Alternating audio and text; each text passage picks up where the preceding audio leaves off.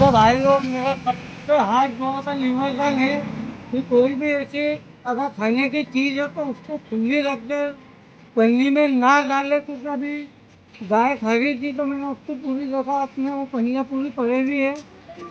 तो भाई ये जो पहिया खाती है बीमार होती है और उनके पेट में पचता नहीं है। तो मेरा हाथ जोड़ का सबसे निवेदन है कि उनका खाना एक थोड़ा ऐसा डाल दे ताकि पन्नी वगैरह नहीं खा। तो क्या यही ये वाला